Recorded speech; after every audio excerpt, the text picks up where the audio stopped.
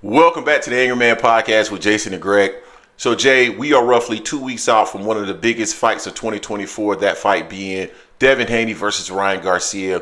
Now, it's interesting that I'm starting off with Devin Haney's name as top billing because, you know, when the fight was first announced, Jay, you and I were surprised that Devin Haney had top billing. We thought for sure it would be Ryan Garcia because we felt that he was the A side as a part of this particular fight. Now, Bill Haney has come forward and he stated that the split between Ryan Garcia and Devin Haney is 55-45 in favor of Ryan Garcia, which makes a whole lot of sense to me because Ryan Garcia is the A side in this fight when you really think about it. Now, they must have negotiated because Devin Haney is the champion that he would get top billing for the fight, but the actual split is going in favor of Ryan Garcia. Now that's interesting because we have heard Bill Haney say on record that Devin Haney is the face of boxing, and the face of boxing shouldn't be taking a 55-45 split. I don't care what you say in terms of trying to make the fight happen. I just thought that was interesting. And I think it's going to play into a future fight with somebody like Gervonta Davis. Now, we've heard Devin Haney on record here in the last week or so state that he believes the biggest fight in the sport of boxing is between himself and Gervonta Davis. Well, we know that Gervonta Davis is the face of boxing. Well, arguably the face of boxing. If you want to argue that it's Canelo Alvarez, I have no argument with that. It's either Canelo Alvarez or Gervonta Davis. No argument with either one of those fighters. But we know that Tank is going to draw, right? He is the A side. There's no question. Doesn't matter who's the champion. He will get top billing. He's going to get a dominant piece of the split. And that is going to be a baseline there, right? In terms of how much of a split Devin Haney is going to be able to get. If you gave up 55-45 to Ryan Garcia, then what are you going to have to give up to Gervonta Davis? 60-40. Tank has already said that he's not going to take a reduction in pay. I don't think that means split. I know some people think it means split.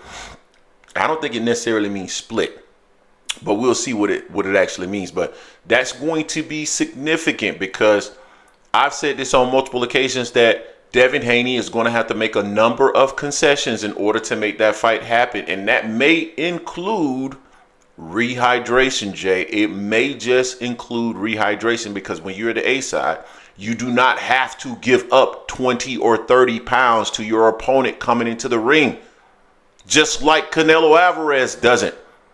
For all of you guys who are making the argument that Canelo Alvarez does not, we're going to make a video on this coming up soon, so that's the reason why that popped into my mind.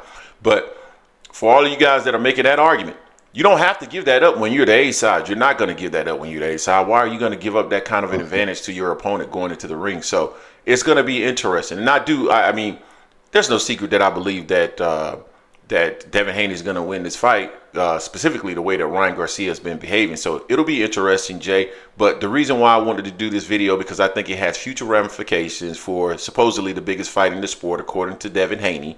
And it'll be interesting because he's saying that he wants all the smoke. He's going to have to come off his position and be willing to give up something in order to make this fight. Because he said he was willing to give up something to make the Ryan Garcia fight. Well, you're going to have to give up a whole lot to make the Gervonta Davis fight. But you'll make the biggest purse you've ever made in your life taking that fight. Jay, what's your thoughts on that? Yeah, I found it funny as well. It's just like, you know, Bill, I mean, again, we don't have any problem with the way Bill promotes his son. He puts his name out there. You know, this having out there is great. You know, whether it's good, bad, and anything in between. But saying the face of boxing, you're taking 10% less on a fight that's at your weight class and you're the champion. It's funny to me. That just, like, to your point, that lets me know you're not really the face of boxing. Yeah, you're a top fighter. That's you can't argue that he's not. But as far as being known and all that stuff there, you're not there yet. Keep pushing, you can get there. Yeah. But also, like you were saying, to a future fight with Tank Davis, it's not going to bode well for you at all because now you're the B side to someone that Tank was the A side on already and already beat. So you're losing leverage with that. So I mean, you want to take the concession that Tank tells you to take if you really want that fight. You know, it's like, and also with the split they bring right into it, you're bringing someone that's 1-1 in his last two fights got knocked out in one of his last 2 fights against Tank, and has been showing some interesting behavior, shall I say, on Twitter and everything that's concerning about this fight. So, I mean, that's impacting this fight here. But you're taking the lesser of the split. Hey, at least you know where you're supposed to be at in this fight here, as far as the split goes. I see why you have your name first, though, because you are the champion, and Ryan is. Y'all both just got to the weight class, basically, but you are the champion. You beat someone that was presumed possibly a boogeyman Regis Prograis, although he was tailor-made for you. It was concerning because Regis had power, and we wonder how you would handle that. You dominated Regis in that fight pretty easily, but you're not the face of boxing fully just yet because you're taking a 45 split on this against Ryan Garcia, who doesn't have a belt at all.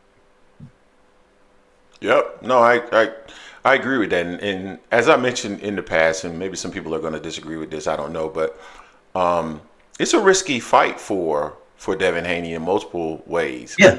When you think about it from a stylistic fight, I think it's a more dangerous fight than Regis Prograis, just from the fact that Ryan's bigger, Ryan's faster. I think Ryan hits comparably to Regis Prograis, if not harder. Now, do I believe Devin's going to win? I do. I think Devin has the skill set to outbox him. But I do believe it's a more dangerous fight. Now, I also think it's a more risky fight when you think about Devin Haney outside of the ring, right? From a negotiation leverage perspective, right? Because it has been argued that the reason why the fight was so successful between Ryan Garcia and Gervonta Davis was because of Ryan Garcia. Well, Ryan Garcia is now getting into the ring with you. Ryan has not been on pay-per-view since Gervonta Davis.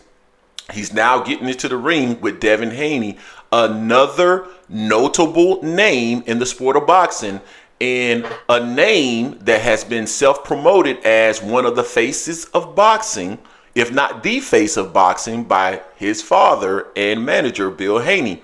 So if this fight does not exceed a certain threshold in terms of pay-per-view buys, then guess what? That means that all of that noise that was out there in regards to Ryan Garcia being the main driver of the success of the pay-per-views between Gervonta Davis and Ryan Garcia was all false, right?